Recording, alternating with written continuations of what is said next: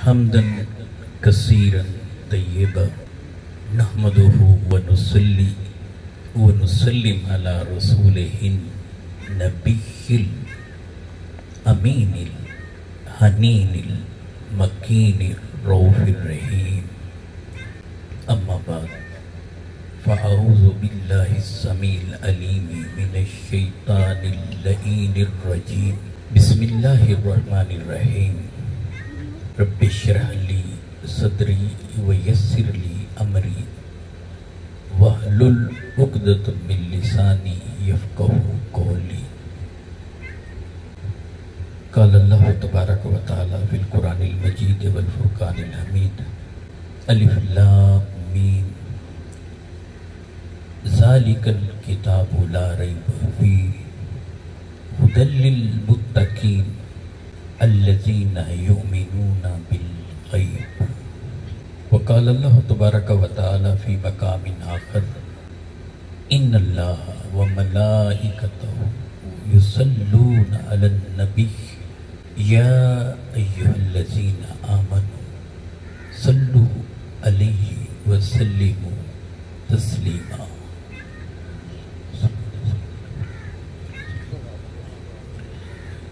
الصلاة والسلام عليك يا رسول الله. الصلاة والسلام عليك يا حبيب الله. الصلاة والسلام عليك يا خاتم النبيين. الصلاة والسلام عليك يا جد الحسن والحسين. الصلاة والسلام عليك يا أكرم الأولين والآخرين. اللهم صل على سيدنا وسندنا ومأوانا وملجانا وغوثنا وغياثنا وعوننا ومعيننا وحبيبنا وشفيعنا وكريمنا وطبيبنا وراحة صدورنا محمد النبي الأمي وعلى آلہ وصحبہ وبارک وسلم. عزیزان گرامی قدر، بحمدہ اللہ تعالی، اللہ رب العزت کے فضل اور کرم سے حضور ختمی مرتبت صلی اللہ علیہ وآلہ وسلم کے نالین پاک کے تصدق سے ہم سب آج کی اس نشست میں حاضر ہیں. قرآن مجید سورہ البقرہ کا آغاز ہو رہا ہے، اور کیا دلچسپ بات ہے کہ آغاز ہو رہا ہے قرآن مجید کا فاتحۃ الکتاب کے بعد، اور ابتدائی صفحات کھل رہے ہیں. کتاب روشن ہمارے سامنے ہے، کتاب ہدایت ہمارے سامنے ہے. سورہ البقرہ کا آغاز ایک ایسی آیت سے ہو رہا ہے جس کا معنی تم جان نہیں سکو گے، تم جان نہیں سکو گے، تم جان نہیں سکو گے. کہا الف لام میم، ہم نے بولا ہے، یا میں جانتا ہوں یا میرا محبوب جانتا ہے. اللہ عالم و رسولہ، اللہ جانتا ہے اور اس کا رسول جانتا ہے، مگر ساری کائنات کے سامنے اسے ہڈن کر دیا، اس کے معنی اور مفہوم کو چھپا دیا. کہا اشارت میں تو تم بات کر سکو گے، مگر حقیقت میں اس سے مراد کیا ہے یا خدا جانتا ہے یا مصطفیٰ جانتا ہے. اللہ اکبر کبیرہ. آپ دیکھیں کہ کتاب ہے، کتاب کو کھولا جا رہا ہے، ہم نے اس کتاب کو پڑھنا ہے، اسے سمجھنا ہے. اور کہا کہ اب قیامت تلک کے لیے ہدایت وہ اس کتاب میں ہے. اب اس کے بعد کوئی الہامی صحیفہ اترنے والا نہیں کہ مصطفیٰ آخری نبی ہیں. ان کے بعد پیدا ہونے والا کوئی شخص قیامت تک نہ نبی ہو سکتا ہے، نہ رسول، نہ کوئی پیغمبر ہو سکتا ہے. جب کسی نبی، رسول، پیغمبر نے آنا نہیں تو کتاب کیسے اترے گی؟ کہا کہ مصطفیٰ پر جو کتاب اتار رہے ہیں اب قیامت تک یہ ساری کائنات کے لیے یہی ہدایت کا کام کرتی رہے. الف لام میم حروف مقطعات میں سے کریں، یہ ابتدائی صفحات ہیں. ادھر سورۃ فاتحہ ہے اور ادھر سورہ البقرہ شروع ہو رہی ہے. اور جو پہلی آیت ہے کہا کہ اسے ماننا ایسے سے ہے کہ سمجھو گے نہیں، سمجھ میں بھی نہیں آئے گی، مگر بن سمجھے اسے مان لینا۔ اور یہ کتاب وہ دے رہے ہیں کہ جس پر پھر جو حصہ سمجھ میں آئے گا تو ایسا سمجھ میں آئے گا کہ تمہاری دنیا میں بھی کامیابی کی ضمانت ہے، آخرت میں بھی کامیابی کی ضمانت ہے۔ مگر اس ضامن کتاب کا آغاز بن سمجھے کرایا جا رہا ہے۔ یہی تو ایمان ہے کہ ایمان سمجھ میں آئے یا نہ آئے اسے نہیں دیکھتا، وہ تو مان لیتا ہے۔ وہ جب دیکھتا ہے کہ مصطفیٰ علیہ السلام فرما رہے ہیں تو بس یہ نہیں دیکھتا کہ فرشتے دکھائی دے رہے ہیں کہ نہیں، زبان مصطفیٰ سے جو نکل گیا کہا کہ یہی سچ ہے، یہی حق ہے۔ ارے ہم نے نہ جنت دیکھی نہ دوزخ دیکھی، ارے ہم نے تو رب کو بھی نہیں دیکھا، مگر مصطفیٰ کی زبان سے سنا اور مان لیا۔ آج وہی محبوب تو بول رہا ہے کہ یہ بول میرے بول نہیں، الف لام میم یہ میرے رب کے بول ہیں۔ ارے سمجھیں یا نہ سمجھیں، مانیں تو تو یہاں یہ بھی نہیں کہ جاننے کا نام ایمان نہیں ہے، یاد رکھ لیجیے، جاننے کا نام ایمان نہیں ہے، ایمان ماننے کا نام ہے۔ اور پھر جب جسے مانا جاتا ہے تو پھر اس کی مانی بھی جاتی ہے۔ یہ بھی نہیں ہوتا کہ کسی کو آپ مان لیں مگر اس کی مانے نہ۔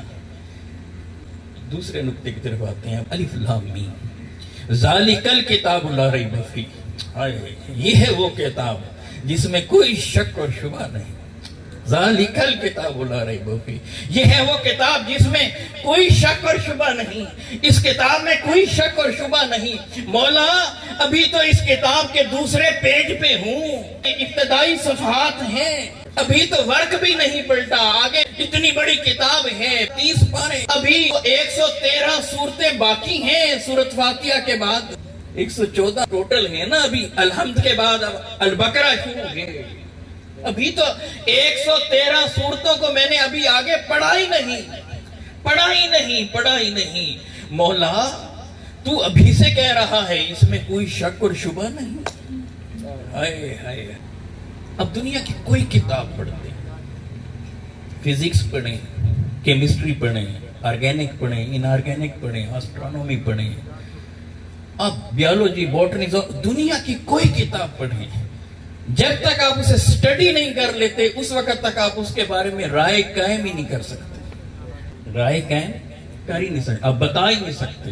کوئی محقق ہوگا پہلے تحقیق کرے گا، ایک اس کی ورق گردانی کرے گا، کسی نے کسی کتاب پر کوئی ریمارکس دینے ہوں، کوئی بات کرنی ہو، کمنٹس دینے ہوں، تبصرہ یا تجزیہ کرنا ہو تو پوری کتاب سٹڈی کرنی پڑتی ہے، اس کے بعد پتہ چلے گا نا اس کتاب میں کیا ہے، یہ ٹھیک ہے، غلط ہے، کیسی نہیں ہے۔ مگر یہاں دیکھیں ایمان کیا ہے، ایمان کو سمجھیے۔ کہا کہ اگر ایمان لانا چاہتے ہو دیکھو کہ یہ جو ہم کتاب اتار رہے ہیں اسے پڑھنا بھی بعد میں، سمجھنا بھی بعد میں، پہلے اسے مانو، کہ مانو بھی یہ مانو کہ اس کتاب میں تو کوئی غلطی ہے ہی نہیں۔ پہلے کتاب کو منوایا جا رہا ہے، اللہ اکبر کبیر، پہلے یہ منوایا جا رہا ہے کہ پہلے یہ مانو کہ یہ شک و شبہ سے بالا تر ہے۔ دنیا کی ہر کتاب میں شک اور شبہ ہو سکتا ہے، اس کتاب میں کوئی شک و شبہ نہیں ہے۔ دنیا کی ہر کتاب اس میں غلطی ہو سکتی ہے، اس کتاب میں کوئی غلطی نہیں۔ اللہ اکبر، دنیا کی ہر کتاب وہ غلطیوں سے مبرہ نہیں ہو سکتی، مگر یہ وہ کتاب ہے، قرآن وہ کتاب ہے کہ جس میں کچھ بھی غلط نہیں، ذرہ بھی غلط، کچھ بھی غلط نہیں۔ پہلے یہ مانو، پھر اگلی بات ہم آپ کو بتائیں گے۔ اور اس کا دوسرا رویہ کیا ہے کہ آگے ہدایت سے جڑا ہوا ہے اس کا رابطہ، کہ جسے آپ مان رہے ہیں اس نے آپ کو ہدایت دینا ہے۔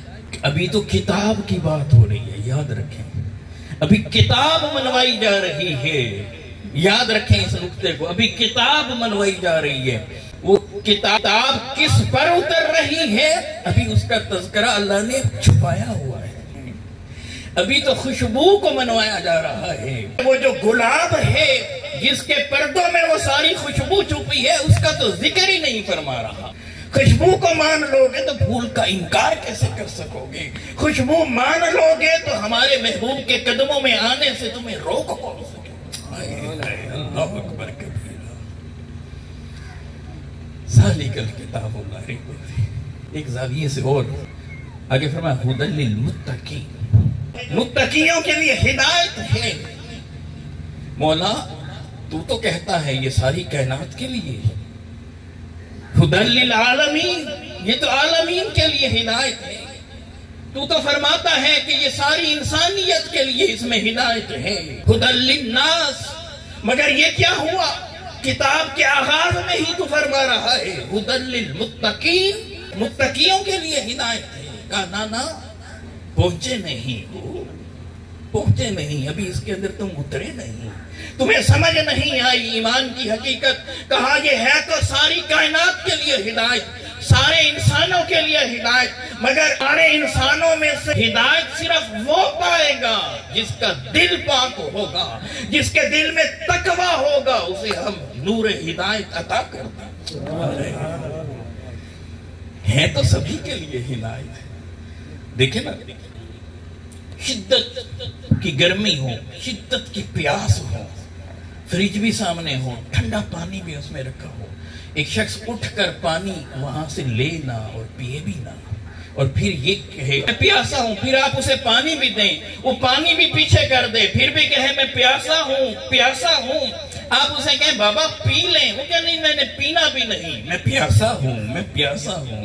ارے یہ جو نقصان کر رہا ہے، یہ جو پیاس میں تو تڑپ تڑپ تڑپ رہا ہے، یہ جو بلک بلک بلک رہا ہے، ارے اس میں تیرا اپنا قصور ہے، کسی اور کا قصور نہیں. رب نے فرمایا کہ دیکھو ہم نے مصطفیٰ علیہ تحیت و ثنا اپنے محبوب کو بھی تمہارے درمیان مبعوث فرما دیا ہے، کتاب ہدایت بھی تمہیں عطا کر دی ہے.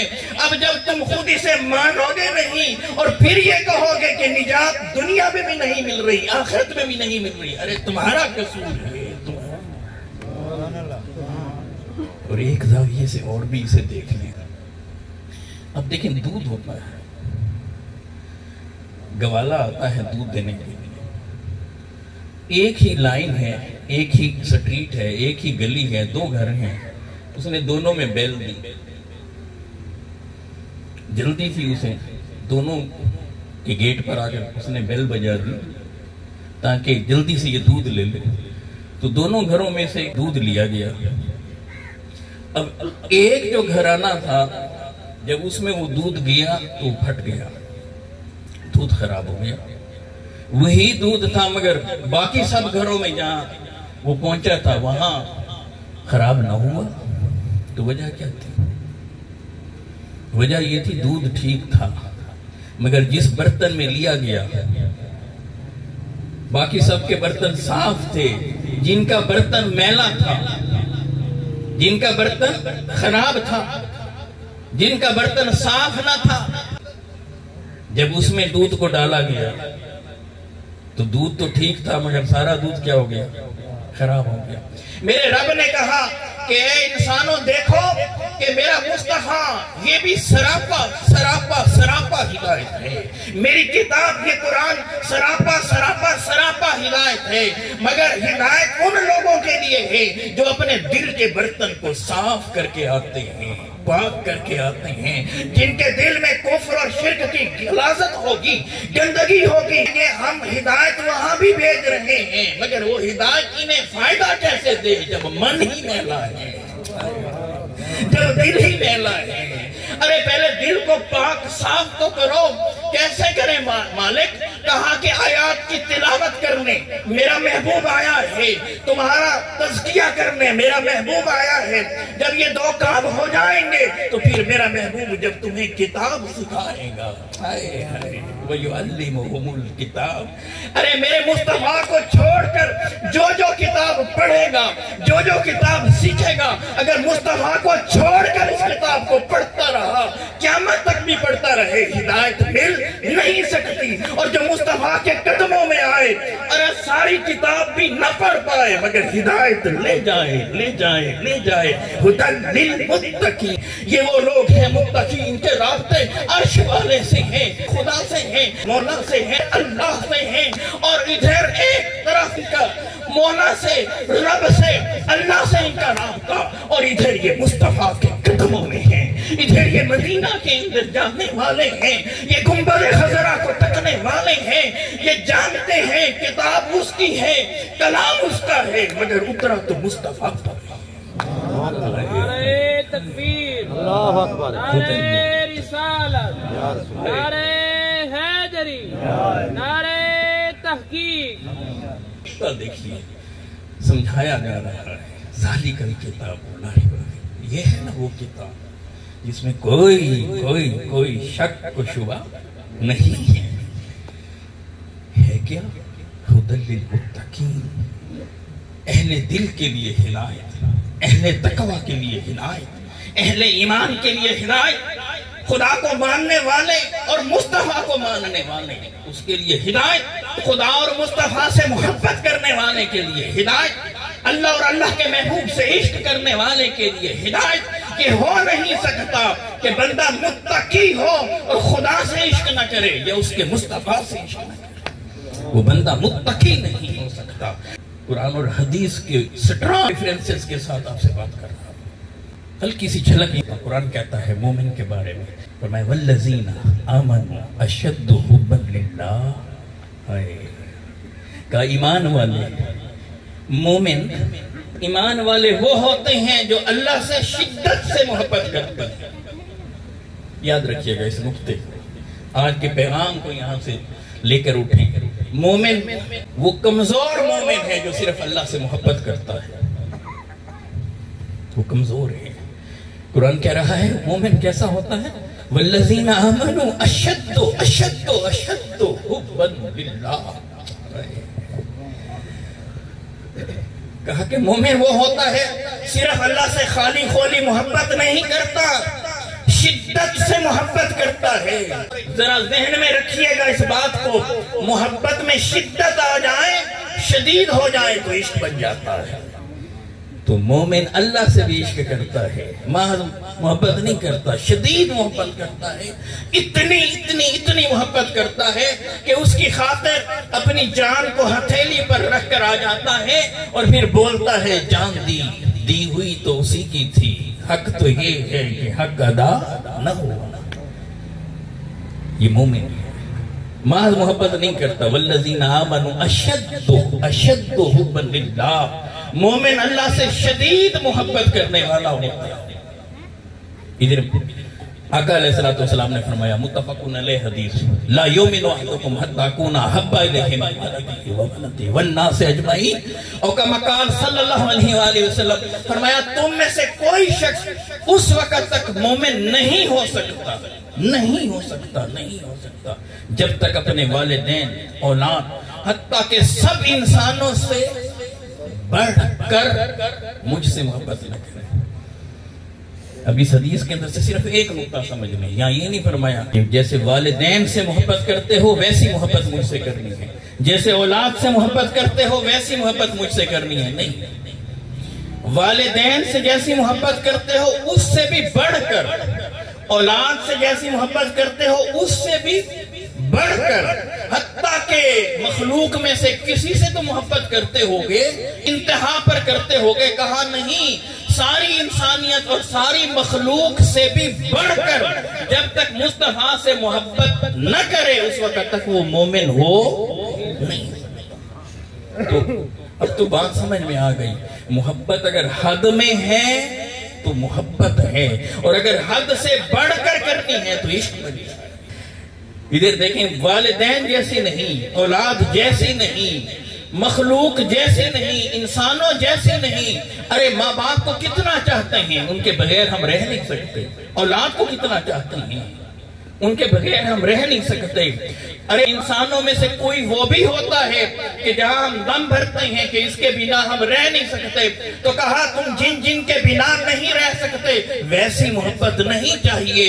ارے جب تم یہ کہو کہ کائنات میں مصطفیٰ کے بنا رہ نہیں سکتا تو اب یہ محبت کا مومن وہ ہوتا ہے جو حضور سے بھی عشق کرتا ہے صلی اللہ علیہ وآلہ وسلم، اللہ سبحانہ وتعالیٰ سے بھی عشق کرتا ہے، اللہ سبحانہ وتعالیٰ سے بھی عشق کرتا ہے، محض محبت نہیں کرتا۔ اس لیے کہ جب دو محبتیں جس کے دل میں ہوں گی پھر وہ اللہ سے ڈرے گا، گناہوں سے بچے گا تو متقی ہو جائے گا۔ اگر ذات خدا سے اور ذات مصطفیٰ سے محبت نہیں کرتا، بظاہر اس کے اعمال صالحہ کیوں نہ ہوں، حضور کی محبت نہ ہونے کے سبب سے وہ اعمال اس کے کسی کام کے نہیں۔ ہدی للمتقین الذین یؤمنون بالغیب، یہ وہ لوگ ہیں جو بن دیکھے مان جاتے ہیں۔ اچھا غور کیجئے گا جملے میں، الذین یؤمنون یؤمنون یؤمنون، یہ وہ لوگ ہیں جو ایمان لاتے ہیں۔ مومن کون ہے؟ اب پیچھے ان کا ذکر آ رہا ہے، اب تذکرہ دیکھیں کیا کیا جا رہا ہے۔ الذین یؤمنون بالغیب، جو غیب پر ایمان لاتے ہیں۔ اچھا یہ نہیں کہا جو غیب کو جانتے ہیں، الذین یعلمون بالغیب، جو غیب کو جانتے ہیں نہیں، الذین یؤمنون بالغیب، یہ وہ لوگ ہیں جو بن دیکھے مان جاتے ہیں۔ تو یاد رکھیں ایمان کا پہلا اور بنیادی تعلق وہ کیا ہے؟ وہ یہ جب ایمان لاتا ہے تو اپنے سب خیالات کو، اوہام کو، تصورات کو، نظریات کو، اپنے سوچوں کو، اپنے فہم کو، اپنے ادراک کو، اپنے شعور کو وہ چھوڑ کر آتا ہے۔ سب کچھ چھوڑ کر پہلے رب کی اور اس کے محبوب کی مان لیتا ہے تو الذین یؤمنون بالغیب۔ اچھا دیکھ کر تو پھر بہت سے مان جاتے ہیں، سب تو نہیں مانتے، دیکھ کر تو بہت سے مان جاتے ہیں۔ بہت سارے ایمان وہ بھی ہے، اگر آپ دیکھیں نا میرے آقا علیہ السلام نے انگلی اٹھائی تو چاند کے سینے کو چیر دیا، درخت انہیں بلایا تو آقا کی بارگاہ میں آ گئے، قدموں میں گر کر کلمہ پڑھ گئے، تھوڑے سے پانی میں میرے آقا نے انگلیوں کو رکھا، چشمے بہا دیے، تھوڑا سا کھانا تھا اس میں کتنوں کو کھلا دیا، تھوڑے سے کھانے میں۔ حدیبیہ کے مقام پانی نہیں مل رہا تھا، میرے آقا علیہ السلام نے کہا میں تھوڑا سا پانی تو لاؤ، تو ایک مسافر گزر رہا تھا، اس کے پاس تھوڑا سا پانی تھا، یہ لوگ وہ پانی لے کر آ گئے، تھوڑا سا پانی لے کر آ گئے، اور میرے کریم آقا علیہ السلام نے اس کے اندر ہاتھ رکھا، ایسے دست مبارک رکھا، تو پھر صحابہ کہتے ہیں ہم کم از کم اس کی جو روایت ملتی ہے 1400 صحابہ وہاں تھے، 1400 صحابہ، اور حضور ختم مرتبہ علیہ السلام نے ہاتھ رکھا، فرمایا کہ پانی پیو، کہتے ہیں کہ ہم نے پانی پیا، وضو کرو، وضو کیا، غسل کیا، جمع کر لو، جمع کر لیا، اور میرے آقا پوچھ رہے ہیں بھئی کوئی رہ تو نہیں گیا جسے پانی کی ضرورت، اور پانی کتنا تھوڑا سا، مشکیزے میں تھوڑا سا، اور جب سب کو پلا دیا، سب نے وضو کر لیا، غسل کر لیا، جمع بھی کر لیا، جب سب کسی کی ضرورت نہ رہی تو اس بھابے کو بلا کر کہتے ہیں کہ دیکھو نا تمہارا پانی کم تو نہیں ہوا، ڈوبے سورج کو لوٹا دیا۔ اس طرح کے معجزات دیکھ کر تو بہت سے مان گئے۔ ماننا تو وہ ماننا ہے جو بن دیکھے مانو۔ ہارون الرشید کا زمانہ، دریا کے کنارے بہلول بیٹھا ہوا تھا، بہلول دانا، اور وہ بیٹھا ہوا تھا گھروندے بنا رہا تھا، مٹی کو گیلا کر کے ایسے پاؤں رکھ کے اس میں مٹی ڈال کر اسے تھپ تھپا، بچے نہیں ایسے گھروندے بنا رہے ہوتے بارش کے بعد، گھروندے بنانا، وہ بہت سارے گھر بنائے ہوئے تھے اس نے، اور بنانے کے بعد کہہ رہا ہو کہ جنت میں محل لے لو، جنت میں محل لے لو، محل لے لو۔ بادشاہ ہارون الرشید اپنی وائف کے ساتھ، زبیدہ اس کا نام تھا، زبیدہ کے ساتھ جا رہا، اس نے دیکھا اور ہنسنے لگ گیا، اس نے کہا یہ دیکھو یہ دیوانہ ہے، جنت کوئی ایسے ملتی ہے، جنت کوئی ایسے ملتی ہے۔ زبیدہ رک گئی، اس نے کہا بہلول کہہ رہا ہے تو کیا حرج ہے کہ اس سے ایک جنت لے لیں۔ اس نے پوچھا بہلول جنت میں محل کتنے کا بیچو گے؟ اس نے کہا کہ 1 دینار کا، جو بھی اس دور کی رقم تھی، 1 دینار کا، تو اس نے وہ سکہ اسے دیا. بہلول نے وہ سکہ لے کر دریا میں پھینک دیا، ایک گھروندے کو توڑ دیا، کہا جاؤ جنت میں 1 محل تمہارا ہو گیا. بادشاہ ہنسنے لگ گیا، کہا کہ میں کہتا نہیں تھا وہ دیوانہ ہے، آپ نے وہ پیسے بھی ضائع کر دیے، اس نے وہ دریا میں پھینک دی ہیں اور آپ اس کی باتوں میں آگے مان لیں. خیر وہ گفتگو طنز کرتا رہا. بادشاہ چلے گئے. پھر شام ہو گئی، واپس آ گئے. رات ہو گئی. رات کو بادشاہ اپنے محل میں سو گیا. جب نیند میں تھا تو اب خواب دیکھ رہا ہے، اور خواب میں کیا دیکھ رہا ہے کہ میں جنت کی سیر کر رہا ہوں. اب جنت کی سیر کر رہا ہے اور جنت کے محلات کو دیکھ رہا ہے. مختلف لوگوں کے تھے، ان پر ان کے نام لکھے ہوئے تھے. ایک محل کے آگے سے گزرا تو اس پر لکھا تھا قصر الزبیدہ، زبیدہ کا محل. تو بادشاہ بڑا حیرت زدہ ہوا. تو اس نے کہا یہ تو زبیدہ تو میری بیوی ہے، یہ اس کا محل ہے. بتایا کہ ہاں اس کا محل ہے. وہ اس کے اندر داخل ہونے کی کہنے لگا تو اسے روک دیا گیا. کہا کہ نہیں، جب تک وہ خود نہیں آئے گی یہاں داخل نہیں ہوگی، اس وقت تک کسی کو یہاں داخل ہونے کی اجازت نہیں ہے. اور اسے جیسے ایسے پیچھے ہٹایا تو بادشاہ کی آنکھ کھل گئی. آنکھ کھلی تو دیکھا محل میں تھا. سمجھ میں آیا خواب دیکھ رہا تھا. اچانک وہ بات یاد آئی شام والی جو بہلول نے کہی تھی کہ جنت میں محل خرید لو، محل خرید. اب بے چین ہو گیا. دن ہو گیا، بے چینی رہی. سلطنت کے معاملات دیکھے، بے چین رہا. شام ہونے کا انتظار کرتا رہا. ادھر شام ہوئی، ادھر پھر زبیدہ کو ساتھ لیا، پھر دریا کنارے چل پڑا. پھر دیکھا، خوش ہو گیا کہ سامنے پھر بہلول بیٹھا ہے اور کہہ رہا ہے جنت میں محل لے لو، محل لے لو، محل لے لو. تو کل زبیدہ نے پوچھا تھا بابا محل کتنے کا ہے. آج بادشاہ نے پوچھا کہ بابا محل کتنے کا ہے. جب اس نے بہلول سے پوچھا نا بادشاہ نے محل کتنے کا، کہا کہ سلطنت لگے گی. کیا کہا؟ سلطنت لگے گی. تو اس نے کہا کل تو 1 دینار تھا، آج سلطنت. کہا کہ کل والا گاہک بن دیکھے آیا تھا، آج والا گاہک دیکھ کر آیا ہے. والذین یؤمنون بالغیب، ایمان والے وہ ہوتے ہیں جو بن دیکھے مان جاتے ہیں، بن دیکھے مان جاتے ہیں. سنن ابی داؤد اور نسائی کی حدیث آپ سے شیئر کر کر بس گفتگو کو سمیٹ رہا. میرے آقا علیہ السلام کا ایک عرابی کے ساتھ معاملہ ہوا. گھوڑا تھا اس کے پاس. حضور علیہ السلام نے اسے خریدا. قیمت طے ہو گئی. حضور علیہ السلام نے فرمایا کہ تم ٹھہرو، میں ذرا رقم لے کر آتا ہوں.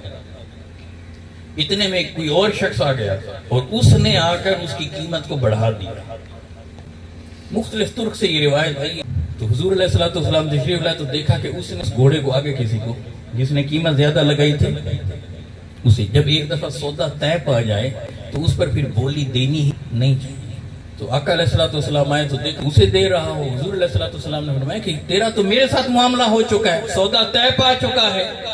تو کہنے لگا آپ کے پاس کوئی گواہ ہے کہ میرا اور آپ کا معاملہ ہوا تھا؟ اب یاد رکھیں اس وقت رسول اللہ صلی اللہ علیہ وآلہ وسلم تھے اور وہ شخص تھا، کوئی تیسرا شخص ہوا نہ تھا. خزیمہ بن ثابت انصاری رضی اللہ تعالیٰ عنہ آ گئے. انصاری صحابی تھے اور کمال کے صحابی تھے، عاشق رسول صلی اللہ علیہ وآلہ وسلم. اسلام کے اندر واحد شخصیت ہے جن کی تنہا ایک کی گواہی 2 مردوں کے برابر ہے. آقا علیہ السلام نے ایسے نہیں کہا تھا ان کا دل خوش رکھنے کے. وقت آیا جب قرآن کو جمع کیا جا رہا تھا، کمیٹی بنی اور ایک کنڈیشن یہ تھی کہ کسی کے پاس جب تک 2 گواہ نہ ہوں یا 2 مخطوطے نہ ہوں تب تک وہ آیات جمع نہیں ہوں گی. اور سورہ توبہ کی آخری 2 آیات سیدنا خزیمہ رضی اللہ تعالیٰ عنہ کے پاس تھی. جب جمع کیا جا رہا تھا تو انہوں نے کہا آپ کوئی دوسرا گواہ لائیں، جب تک نہیں لاتے یہ جمع نہیں کریں گے. سیدنا خزیمہ فرماتے ہیں کہ میرا دل پھٹتا تھا کہ ایک طرف اللہ کا یہ وعدہ ہے اِنَّا نَحْنُ نَزَّلْنَا الذِّكْرَ وَإِنَّا لَهُ لَحَافِظُونَ، ہم نے اس قرآن کو اتارا ہے اور ہم اس کی حفاظت کرنے والے ہیں. اور آج جب قرآن کو جمع کیا جا رہا ہے میں نے اپنے کانوں سے سنا میرے آقا نے فرمایا کہ یہ قرآن کا حصہ ہے اور سورہ توبہ کی آخری آیات ہیں اور آج یہ جمع نہیں کر رہے. مان ان کے ذہن میں خیال آیا کہ میرے آقا نے فلاں موقع پہ فرمایا تھا جاؤ خزیمہ تمہاری تنہا ایک کی گواہی 2 کے برابر ہے. تو فوراً گئے, انہوں نے کہا اسے جمع کیجئے. کہا کیوں؟ کہا کہ میرے آقا نے میرے بارے میں یہ فرمایا تھا کہ اس کی ایک کی گواہی 2 کے برابر ہے. کہا اس پر کوئی گواہ؟ کہا کہ اس واقعی وہ تو کئی جانتے ہیں. اور یوں قرآن مجید کے اندر سورہ توبہ کی 2 آیات صرف ایک ان کی گواہی. کیوں؟ اسلام جب پھیلا تو حضور کی بارگاہ میں لوگ آتے, دین سیکھتے, ایمان لاتے, اور پھر دین کی تبلیغ کے لیے دنیا کے اندر پھیل جاتے. اس وقت سبھی لوگ وہ تھوڑے تھے. اور پھر یہ بھی یاد رکھیں کہ جنگ صفین, اسی جنگ کے اندر سیدنا خزیمہ ثابت رضی اللہ تعالیٰ عنہ کی شہادت ہوئی. مولا علی کرم اللہ وجہہ کی طرف سے لڑتے لڑتے شہید ہوئے. بڑی اس کی ڈیٹیل ہے, میں بس اشارتاً یہ بات میں نے یہاں پر کر دی ہے. اب آپ کو وہ نقطہ بتا رہا ہوں. جب یہودی کے ساتھ, اس عرابی کے ساتھ معاملہ ہوا گھوڑے کا, تو آقا علیہ السلام فرما رہے ہیں کہ تم ٹھہرو, میں رقم لے کر آتا ہوں. پیچھے سے کسی شخص نے کیا کیا, اس کی قیمت بڑھا دی. تو اب اس نے اسے بیچ دیا. تو حضور آ گئے اسی دوران. تو آقا نے فرمایا کہ بھی تیرا اور میرا معاملہ ہوا ہے. تو وہ کہنے لگا کہ آپ کے پاس کوئی گواہ ہے کہ میں نے آپ کو بیچا ہے یہ گھوڑا؟ بس اتنی سی بات اس نے کی تھی خزیمہ انصاری رضی اللہ تعالیٰ عنہ سنتے ہوئے, اور آتے ساتھ ہی کہنے لگے میں گواہی دیتا ہوں کہ مصطفیٰ علیہ السلام نے تیرے ساتھ یہ معاملہ کیا ہے. اب خزیمہ بھی جانتے تھے کہ میں وہاں پر نہیں تھا, حضور بھی جانتے تھے صلی اللہ علیہ وآلہ وسلم کہ یہ یہاں نہیں تھا, اور وہ عرابی بھی جانتا تھا کہ یہ شخص یہاں پر نہیں تھا. مگر گواہی کی ڈیمانڈ کس نے کی تھی, مطالبہ کس نے کیا تھا؟ اس عرابی نے. تو گواہ آ گیا. اب وہ شخص پھنس گیا, پھر مان گیا. خیر یہ معاملہ ہو گیا. حضور علیہ السلام چلے, ایسے چلے تو حضور علیہ السلام کے پیچھے پیچھے خزیمہ انصاری چل رہے ہیں. تو میرے آقا نے ایک سوال کیا, اے خزیمہ جب تو وہاں تھا ہی نہیں تو تو نے گواہی کیسے دی؟ اللہ اکبر کبیرہ. خزیمہ عرض کرتے ہیں کہ یا رسول اللہ, جب میں آپ کے کہنے پر آسمان کی خبریں جو آپ ہمیں سناتے ہیں اس پر ہم گواہی دے دیتے ہیں, ایمان لے آتے ہیں. آپ ہمیں پیشین گوئی فرماتے ہیں, اگر ہم اسے مان سکتے ہیں, اس کی گواہی دے سکتے ہیں, آپ کی زبان سے سن کر گواہی دیتے ہیں, گویا کہ جنت ہم نے نہیں دیکھی, دوزخ نہیں دیکھی. آپ نے فرمایا جنت اور دوزخ ہے, یہ آسمانی خبر تھی, ہم نے تو دیکھا نہ تھا, مگر یا رسول اللہ آپ زبان اقدس سے سن کر ہم نے اسے مان لیا, مان لیا, مان لیا. آپ نے کہا کہ فرشتے ہیں دائیں بائیں بیٹھتے ہیں, ہم نے تو کبھی دیکھا نہیں, کبھی گویا کہ ان سے ملے نہیں, مگر آپ کے کہنے پر ہم نے انہیں مان لیا. حتیٰ کہ ہم نے تو رب کو بھی نہیں دیکھا, آپ نے آسمانی خبر دی کہ اللہ تمہارا رب ہے, ہم نے آپ کے کہنے پر اگر اللہ کے رب ہونے کی گواہی دی ہے تو یا رسول اللہ یہاں یہ گواہی میں کیسے نہیں دے. اللہ اکبر کبیر. اور میرے آقا یہ جواب سن کر, یہ ایمان افروز جواب سن کر, یہ جواب نہ تھا, یہ خزیمہ نہ بول رہا تھا, یہ ایمان بول رہا تھا. جب آقا نے یہ جواب سنا تو یوں انگلی اٹھائی, خوش ہو کر کہا جاؤ خزیمہ, آج سے تمہاری تنہا ایک کی گواہی 2 کی. یہ ایمان ہے. اب یہ پیغام دے رہا ہوں, اتنے عظیم آقا کو مانتے ہیں, رب تعالیٰ کو مانتے ہیں, تو ایمان لانے والا مومن کیسا ہوتا ہے؟ میرے آقا علیہ السلام نے فرمایا کہ مسلمان کا بھائی ہوتا ہے. المومن اخو المومن, مومن مومن کا بھائی ہوتا ہے. المومن و مراق المومن, مومن مومن کا آئینہ ہوتا ہے. جب کسی کو دیکھا کریں تو اسے نہ دیکھیں کہ یہ کون ہے, اس کو دیکھ کر اپنے آپ کو دیکھیں. آپ کے سامنے کوئی غریب آ جائے تو اس کی غربت کو نہ دیکھیں, اسے دیکھ کر اپنے آپ کو دیکھیں. اگر خدا نہ خواستہ میں ایسا ہوتا, سامنے پیاسا آ جائے اسے نہ دیکھیں, خود کو دیکھیں. مومن مومن کا آئینہ ہوتا ہے, اس کے آئینے میں اپنے آپ کو دیکھیں کہ اگر میں پیاسا ہوتا تو آج میرا کیا حال ہوتا. بھوکا سامنے آئے تو اسے نہ دیکھیں, اس کے آئینے میں اپنے آپ کو دیکھیں کہ اگر میں بھوکا ہوتا تو کیسا ہوتا. سامنے اگر ایک شخص بے لباس آئے تو اسے نہ دیکھیں, یہ دیکھیں کہ اگر آج میرے پاس لباس نہ ہوتا. مصیبت زدہ کوئی سامنے آئے اسے نہ دیکھیں مصیبت میں, یہ دیکھیں کہ میں مصیبت میں ہوتا تو کیا ہوتا. ضرورت مند سامنے آئے تو اسے نہ دیکھیں. المومن و میراۃ المومن. مومن مومن کا آئینہ ہوتا ہے. اسے آئینہ سمجھ کر اپنے آپ کو دیکھیں کہ میں مصیبت میں ہوتا تو کیا ہوتا. ضرورت مند سامنے آئے, حاجت مند سامنے آئے تو اس کی حاجت کو پورا کریں, اس کی ضرورت کو پورا کریں. اللہ نے اگر آپ کو مال و متاع دیا ہے تو اپنی مٹھی میں دولت کو بند مت رکھیں. اللہ اور اللہ کے محبوب کی خاطر اسے غریبوں پر لٹا دیں. لوگوں کی مدد کریں, بیماروں کی عیادت کریں. جسے خدا نے عطا کیا ہے وہ ہاسپٹل بنوائیں, مفت ان کے علاج کروائیں, میڈیسن دیں. اللہ نے جنہیں دیا ہے, لوگ اگر بھوکے ہیں آپ کے علاقے کے اندر تو پھر وہاں تک پہنچیں, ان کی عزت نفس کا خیال رکھتے ہوئے ان کی بھوک کو مٹائیں, بھوک کے اسباب کو ختم کریں.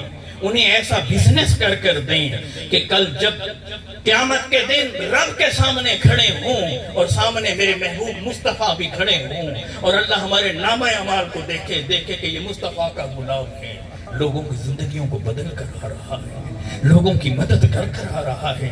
یہ میری بارگاہ میں سجدے کرتا تھا, جبیں اس کی میری بارگاہ میں جھکتی تھی, مگر جب یہ سجدے سے سر اٹھا کر باہر نکلتا تھا تو لوگوں کو فائدے دیتا تھا, لوگوں کی مدد کرتا تھا, لوگوں کی حاجتیں پوری کرتا تھا, ضرورتیں پوری کرتا تھا, ضرورت مندوں کی, غریبوں کی مدد کرتا تھا. یہ دنیا میں لوگوں کو اٹھانے والا تھا, گرانے والا نہ تھا. متفقن علیہ حدیث, حضور نے فرمایا کہ مومن مومن کا بھائی ہوتا ہے, نہ اس پر ظلم کرتا ہے, نہ اسے بے یار و مددگار چھوڑتا ہے. فرمایا جو دنیا کے اندر اپنے کسی بھائی کی تکلیف کو دور کرتا ہے, قیامت کی تکالیف میں سے اللہ اس کی تکلیف کو دور کرے گا. اور یاد رکھیں جو دنیا میں دوسروں کی حاجتوں کو پورا کرتا ہے, فرمایا کہ اللہ اس کی حاجت کو پوری کرے گا. اور آخری بات فرمائی کہ اگر اپنے بھائی کا کوئی عیب, کوئی غلطی, کوئی گناہ اس کی نگاہ میں آ بھی جاتا ہے, اسے پتہ بھی چل جاتا ہے, تو دنیا کے اندر انفرادی طور پر اس کے اوپر پردہ ڈال کر آتا ہے, لوگوں کو بتاتا نہیں پھرتا. فرمایا اللہ فرماتا ہے کہ جب یہ قیامت کے دن آئے گا, دنیا میں یہ اپنے بھائی کی غلطیوں کو درگزر کر کے آئے گا, ان پہ پردہ ڈال کے آئے گا. قیامت کے دن رب اس کے گناہوں پر پردہ ڈال دے گا, اسے بلائے گا, کہے گا دیکھ یہ کام تیرے ہیں. یہ گھبرا جائے گا مگر ماننا ہوگا, مولا ہاں مجھ سے یہ غلطیاں ہوئی. کہا تم نے اپنے اس بھائی کی غلطی کو اس وقت معاف کیا تھا, چھوڑا تھا, اس پہ پردہ ڈالا تھا, آج تیرے گناہوں پہ پردہ ڈالتا ہوں, ادھر سے تو جنت میں داخل ہو جائے. آپ اپنے بچوں میں سے ایک بچے کو, اپنی اولاد میں سے کسی ایک بچے کو مصطفیٰ علیہ السلام کے قدموں میں دے دیں. آپ اسے دنیا کی تعلیمات دلوائیں, آپ اسے بی ایس کروائیں, ایم ایس کروائیں, ایم فل کروائیں, پی ایچ ڈی کروائیں, پوسٹ پی ایچ ڈی کروائیں, سی ایس ایس کروائیں, سی اے کروائیں, چارٹرڈ اکاؤنٹنٹ بنوائیں, ججز بنوائیں, سیکرٹری اعلیٰ سے اعلیٰ, دنیا کے اعلیٰ سے اعلیٰ رتبے پر پہنچائیں. مگر اس سب سے پہلے اسے اچھا انسان اور مصطفیٰ کا غلام بنا. کم از کم اولاد میں سے کسی ایک بچے کو حفظ کروائیں, خالی حفظ کرا کر چھوڑ مت دینا, اس کو ٹرانسلیشن ترجمہ لازمی پڑھوائیں, لازمی. اور اتنا کہ قرآن کے ترجمے کے ساتھ دین کا اتنا علم کہ آقا کی سیرت کو صرف اتنا جانتا ہو کہ حضور علیہ السلام نے زندگی کیسے گزاری تھی, والدین کے ساتھ حضور نے کیا احکامات دی ہیں, ان کا ادب کیسے کرنا ہے, اولاد کے ساتھ کیسے رویہ اپنانا ہے, ہر وقت لڑتے رہنا ہے یا نرمی سے بھی بات کرنی ہے, استاد بننا ہے تو کیسے بننا ہے, شاگرد بننا ہے تو کیسے بننا ہے, بزنس دنیا میں کرنا ہے تو حضور کی سیرت کیا تھی, میرے آقا لوگوں کی مدد کیسے کرتے تھے, اور حلال اور حرام میں اسے فرق ہو, اور بچے کی ایسی تربیت کرے, ایسی تربیت کہ میں جب گھر میں کوئی غلط کام کروں تو میرا بیٹا کھڑے ہو کر دھیمے لہجے سے, دھیرے دھیرے, آہستگی سے ایک بار تو مجھے یہ کہہ دے, جب میں رشوت کی رقم لے کر گھر آؤں, جب میں سود کی رقم گھر لے کر آؤں, میرا بیٹا کھڑے ہو کر یہ تو کہہ دے کہ بابا حضور نے تو اس کام سے منع کیا تھا, آقا نے تو روکا تھا, جب آقا نے روکا تھا پھر آپ کیوں کرتے ہیں. سر جھکا ہو, ادب کے دائرے میں رہتے ہوئے دھیمے, یہ بات ایسی تربیت کریں کہ وہ اپنی بہنوں کو رسپیکٹ دینے والا ہو، بھائیوں کی مدد کرنے والا ہو، معاشرے کے لوگوں کا خیال رکھنے والا ہو، اچھا مسلمان اور اچھا انسان بنائیں. پھر اس کے بعد آپ کا جو دل چاہے بنائیں. پھر جب ہم مریں تو میرے مرنے کے بعد کوئی صمیم قلب سے دل سے رب کی بارگاہ میں صرف یہ تو ہاتھ اٹھا کر کہہ دیں مولا میرے بابا آپ کے پاس آ گئے ہیں، انہیں معاف کر دیں.